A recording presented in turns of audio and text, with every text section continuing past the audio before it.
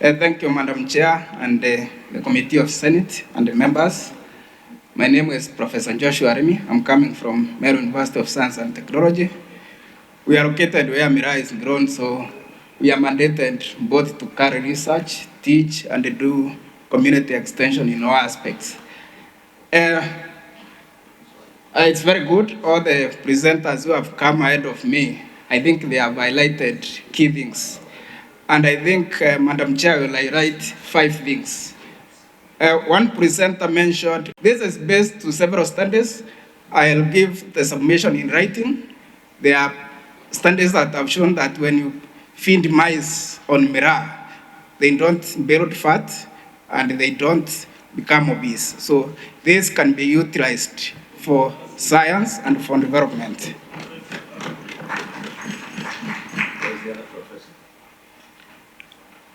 The second thing, it's very good that I think our research in Meru University is also in agreement with KEMRI and also some research that was carried out in Jomo Kenyatta University. Miraa has what we call antimicrobial properties.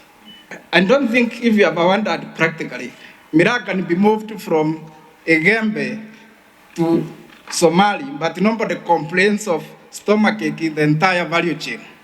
So Miraa has what we call antimicrobial compounds. And this is what we can exploit for advancement of our crop.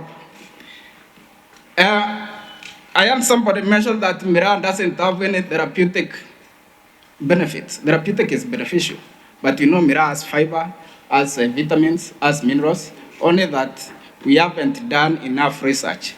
And the move of the mission, the Deputy Senator, I think the undoing we have done to our crop is that this country has not funded enough research for us to generate our local data that support our crop. I know universities that does not allow people to conduct research on Miraa. I know that. So it's the high time we don't base our findings from research carried out in West. It's research carried out in our universities. The other thing, I think we need to determine the amount. What is the concentration that is not okay? In food, we say you can take a certain amount of alcohol, very good for your health. Can we determine the amount and say this, beyond here, there is a problem? Also, we do additives because I'm a food scientist. People say additives are bad, but we have limits. If there's anybody here from one other organization or KEMRI or other organization, they know we set limits. We say you can add up to this level. Beyond this level is toxic.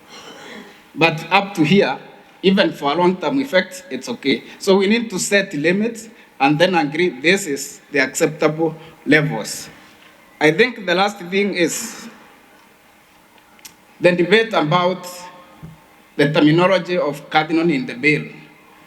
If the worst of the worst happens, maybe we can call it pure cadmium in the bill or a synthetic cadmium in the bill, so that the cadmium in Miraa is not pure, as it is not synthetic, so it's in its natural form.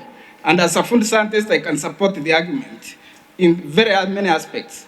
For example, sugar, we know in its pure form is not good, but we recommend to eat fruits with sugar, right? So it's the high time we look at it differently. When the cadmium is in the crop and when cadmium is a pure or a synthetic compound, perhaps the terminology can be changed.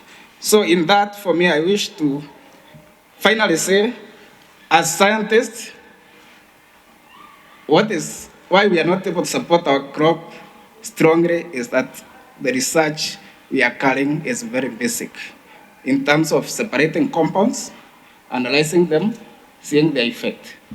For me, I would request more funding on Miraa research so that we are able, all the research we are quoting here, 1970s, 80s, we're in 2024. We need written research so that we can move our crop forward.